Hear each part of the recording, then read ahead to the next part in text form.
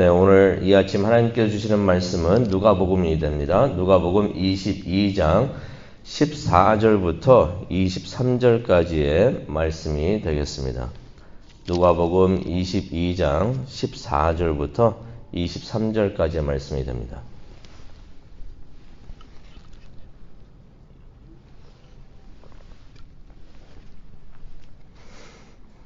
네, 다 찾으셨으면 우리 한 목소리로 읽도록 하겠습니다. 때가 이르매 예수께서 사도들과 함께 앉으사 이르시되 내가 고난을 받기 전에 너희와 함께 이 유월절 먹기를 원하였노라. 내가 너희에게 이르노니 이 유월절이 하나님의 나라에서 이루기까지 다시 먹지 아니하리라 하시고 이에 잔을 받으사 감사하기도 하시고 이르시되 이것을 갖다가 너희끼리 나누라. 내가 너희에게 이르노니 내가 이제부터 하나님의 나라가 임할 때까지 포도나무에서 난 것을 다시 마시지 아니하리라 하시고 또 떡을 가져 감사하기도 하시고 떼어 그들에게 주시며 이르시되 이것은 너희를 위하여 주는 내 몸이라. 너희가 이를 행하여 나를 기념하라 하시고 저녁 먹은 후에 잔도 그와 같이 하여 이르시되 이 잔은 내 피로 세우는 내 새 언약이니 곧 너희를 위하여 붓는 것이라. 그러나 보라, 나를 파는 자의 손이 나와 함께 상위에 있도다. 인자는 이미 작정한 대로 가거니와 그를 파는 그 사람에게는 화가 있으리로다 하시니 그들이 서로 묻되 우리 중에서 이 일을 행할 자가 누구일까 하더라. 아멘. 하나님, 오늘 이 말씀을 가지고 하나님 앞에 나옵니다. 하나님께서 직접 말씀을 선포하여 주시고 또 우리 마음속에 심어 주시옵소서. 감사합니다. 예수님의 이름으로 기도합니다. 아멘. 예수님께서 죽음을 준비하시면서 예루살렘에 가시면서 이제 변화산에서 모세와 엘리야와 함께 하셨습니다. 그 내용을 보게 되면 이제 누가복음 9장 31절에 말씀이 나와 있는데요. 예수님께서 모세하고 엘리야와 함께 하시면서 대화를 나누셨는데 그 대화 주제가 무엇이었는가? 누가복음 9장 31절을 보니까 그 대화 주제가 별세라고 기록이 되어 있습니다. 원본을 보게 되면은 정확하게 어떤 주제였냐면은 떠남에 대해서, 떠나다, departure, 떠나는 것에 대해서 예수님께서 모세하고 엘리야와 대화를 나누셨다라는 말씀이 나와 있습니다. 모세도 떠남에 있어서 큰 일을 했던 사람이고 엘리야도 그랬었죠. 모세를 보면은 출애굽을 했던 사람입니다. 애굽을 떠나가지고 가나안에 들어가는 일에 그런 사역을 했던 사람이고 또 엘리야도 우상 섬기는 일을 떠나서 이스라엘이 그것을 떠나서 하나님을 예배하게 하는 일에 큰 사역을 했었는데 예수님도 그러한 떠남에 대해서 그러한 사역을 하시기 위해서 이 세상에 오셨다는 것을 이 세상을 죄로부터 떠나서 하나님께로 인도하시는 그러한 구원의 사역을 위해서 예수님께서 오셨는데 그 떠남에 대해서 대화를 나누셨다는 것입니다. 또 떠남이라는 것은 또 어떤 의미도 있겠습니까? 이제 제자들을 사랑하는 제자들을 3년 동안 이제 함께 하셨는데 그 제자들을 떠나는 것도 그런 일을 하시는 것입니다. 제자들도 떠나고 또 이제 세상을 떠나게 되시는 그런 일을 이제 겪게 되시는 것입니다. 누가복음 22장 14절 오늘 말씀을 보니까 이런 말씀이 있습니다. 이제 그때가 이르렀다. 그때가 이르렀다. 예수님께서 이제 떠나시는 때가 이르렀다는 것입니다. 그래서 예수님께서 사랑하는 제자들과 마지막 만찬을 하시는데요. 마지막 유월절 만찬을 하십니다. 15절을 보니까 예수님께서 이런 말씀하십니다. 내가 고난을 받기 전에 너희와 함께 이 유월절 먹기를 원하였도다. 간절하게 원하셨다는 거죠. 그래서 원하셨다는 말씀을 한 번만 하지 않으시고 원하였도다. 이제 예수님께서 사랑하는 제자들을 남겨두고 이제 떠나시는 것입니다. 3년 동안 먹고 자고 모든 걸 다 하시고 예수님께서 앞으로 이들이 교회를 세우고 교회를 이끌어갈 사람들인데, 교회의 기둥들인데 잘 이끌 수 있도록 예수님께서 가르치고 싶으신 거 다 가르치시고 전수하고 싶으신 거 다 전수하시고 그렇게 다 맡기고 사역과 사명을 맡기고 이제 예수님께서 떠나시게 되시는 것이에요. 그러니 예수님께서 저기는 아쉽기도 하시겠고 또 사랑하는 제자들을 또 그런 걸 남겨두고 가니까 그러한 사랑하는 마음이 많이 이 말씀에 담겨져 있는 것을 우리가 볼 수가 있습니다.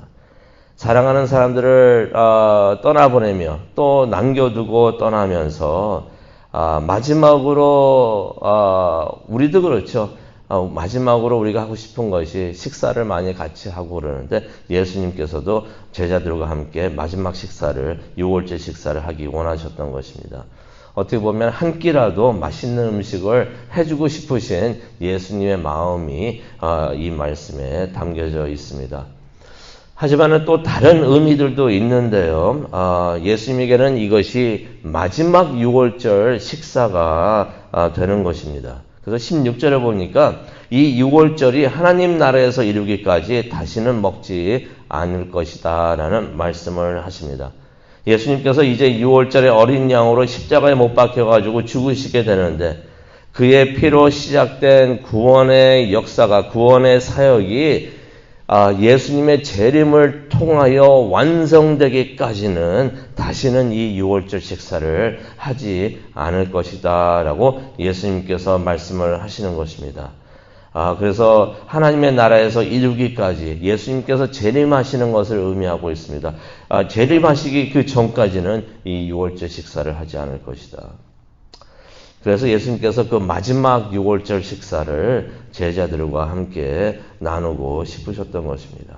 그러면서 이제 유월절 식사를 하시는 도중에 떡과 잔을 함께 나누시는데요. 그 나누시면서 그 의미를 설명을 해 주십니다. 19절을 보니까 이런 말씀이 있습니다. 또 떡을 가져 감사 기도하시고 떼어서 그들에게 주시며 이르시되 이것은 너희를 위하여 주는 내 몸이라. 너희가 이를 행하며 나를 기념하라 라고 말씀을 하십니다. 나를 기념하라 하시는 것은 나를 기억하라는 것입니다. 우리가 성찬식을 하면서 떡을 떼어 먹으면서 예수님의 사랑과 또 사역을 우리가 기억을 하는데요.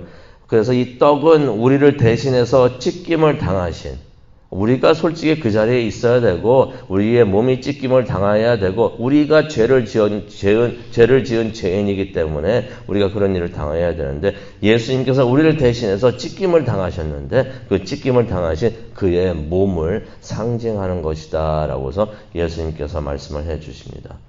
또 20절을 보니까 저녁 먹은 후에 잔도 그와 같이 하여 이르시되 이 잔은 내 피로 세우는 새 언약이니 곧 너희를 위하여 붓는 것이다 라고 예수님께서 말씀을 해 주십니다.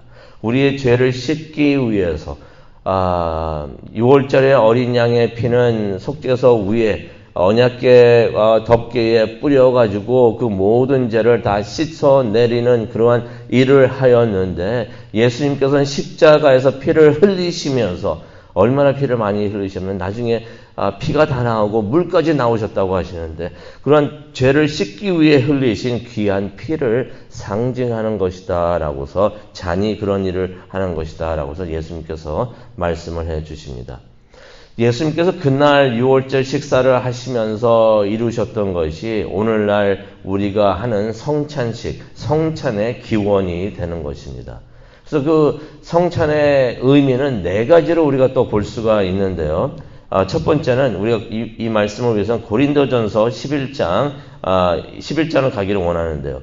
11장 25절하고 26절을 가니까 우리가 성찬식을 하면서 네 가지를 행해야 합니다. 네 가지 일을 하면서 그 의미를 생각을 해야 되는데요. 첫 번째는 뒤를 돌아봐야 되는 것입니다. 예수님께서 나를 기념하라라고 말씀하시는 것은 나를 기억하라는 거죠. 예수님의 죽음과 그의 사역들과 예수님께서 가르치셨던 모든 것들을 뒤를 돌아보면서 우리가 생각을 해야 된다는 것입니다. 우리에게 향하신 예수님의 사랑과 그러한 모든 사역, 그것을 우리가 다시 한번 기억하고 되새겨야 된다는 것이에요. 그래서 우리가 뒤를 돌아봅니다. 그 다음에 또 무슨 일을 해야 됩니까? 안을 봐야 합니다. 우리의 안을 봐야 되는데 고린도전서 11장 28절과 29절을 보게 되니까 이런 말씀이 있습니다. 사람이 자기를 살피고 그 후에야 성찬식에 참여를 해야 된다고 말을 하고 있습니다.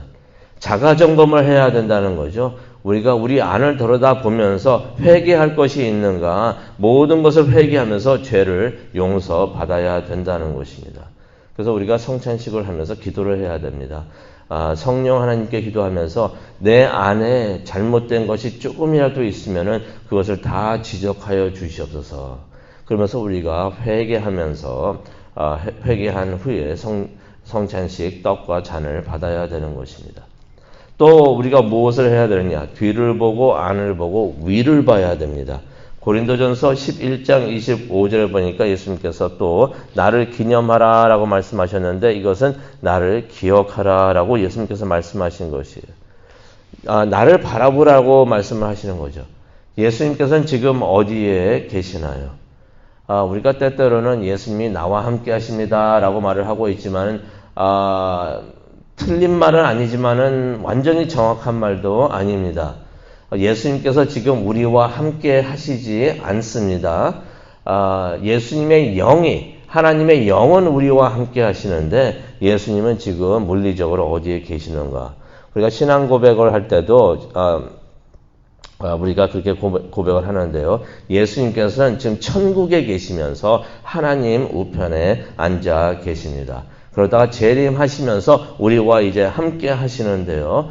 하늘에 계시는 예수님을 바라보면서 위를 바라보면서 성찬식을 참여를 하고 또 그렇게 하면서 앞으로 재림하실 그러한 예수님을 우리를 위해서 지금도 기도하고 계시는 예수님을 우리가 바라봐야 하는 것입니다. 그리고 마지막으로 어떤 의미가 있습니까? 앞을 봐야 하는데요. 고린도전서 11장 26절을 보게 되면은 이런 말씀하십니다. 이 성찬식을 예수님께서 그 2000년 전에 죽으시기 전에 그 성찬식을 시작을 하셨는데 그것을 예수님께서 다시 오실 때까지, 재림하실 때까지 그대로 해야 된다라고 말씀을 하십니다. 이 성찬식이요, 예수님께서 재림하실 때까지 행해야 하는 예식 중에 하나가 되는 것입니다. 그래서 우리가 성찬식을 하면서 다시 오시는, 재림하시는 예수님을 기대하면서 바라봐야 되는 것입니다. 이 성찬식을 이제 예수님께서 마치신 다음에 예수님께서 이제 그를 배반하는 자를 지목을 하십니다. 21절과 23절에 나와 있는데요. 21절에 보니까 예수님께서 이런 말씀하십니다. 나를 파는 자의 손이 나와 함께 상 위에 있도다라고 말씀을 하십니다.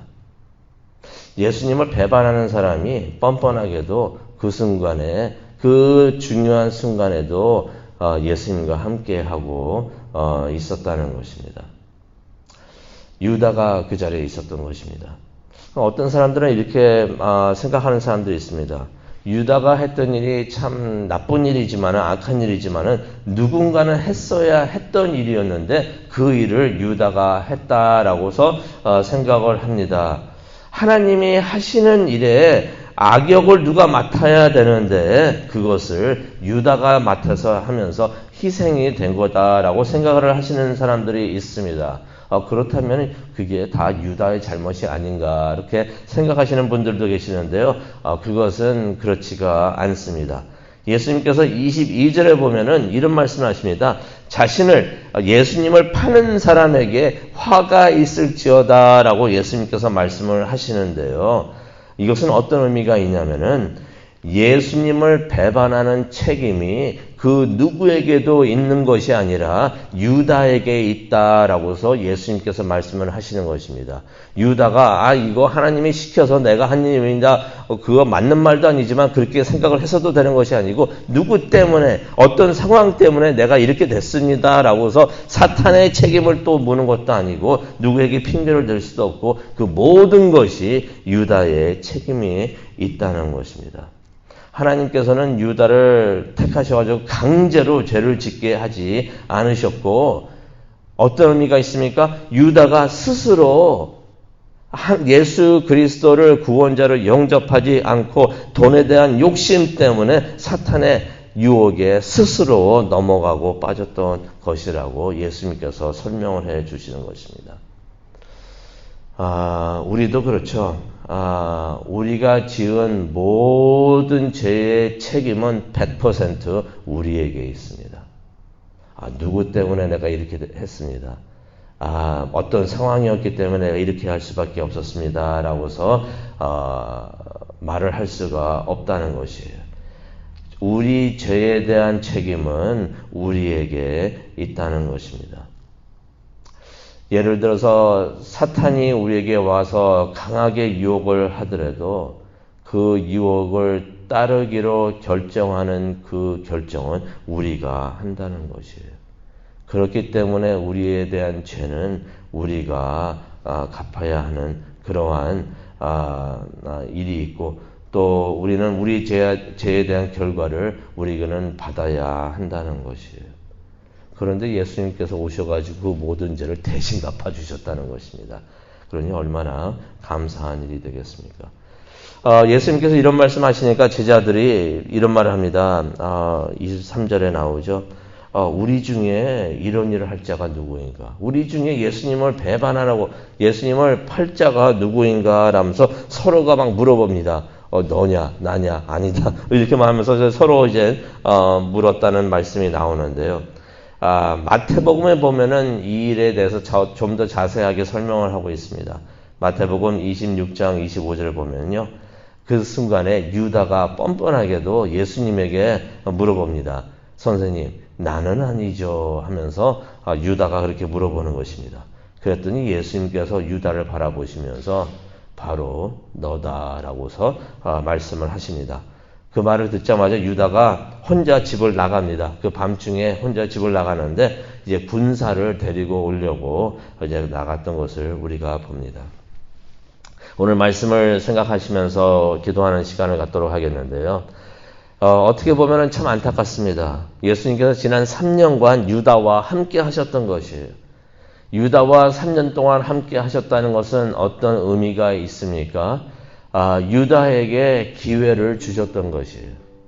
3년간 예수님과 함께 하면서 먹고 자면서 예수님의 복음을 또 가르치신 것을 들으면서 회개하고 예수님과 함께 하면서 나아갈 수 있는 기회를 받았는데 그리고 마지막에도 예수님께서 말씀을 하시면서 또 성찬식을 거행하시면서 유다에게 마지막 기회를 회개할 수 있는 기회를 예수님께서 주셨는데 유다는 그 기회마저 박차고 세상으로 나갔다는 것이 어두운 세상으로 깜깜한 세상으로 스스로 나갔던 것을 우리가 봅니다.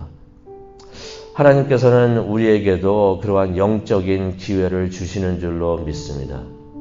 회개할 수 있는 또 말씀을 그대로 순종하며 받아들일 수 있는 그러한 기회를 우리에게 많은 기회를 영적인 기회를 주시는 줄로 믿습니다. 또 하나님의 사역을 하고 하나님께 영광을 올려드리고 하나님을 예배하며 하나님을 기쁘게 해드릴 수 있는 많은 영적인 기회를 주시는 줄로 믿습니다.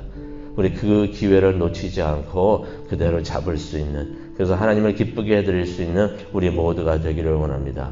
오늘도 하나님께서 많은 영적인 기회를 주실 텐데 그 기회를 다 잡고 놓치지 않고 하나님께로 나아가는 우리 모두가 되기를 간절히 축원합니다. 우리 기도하시겠습니다.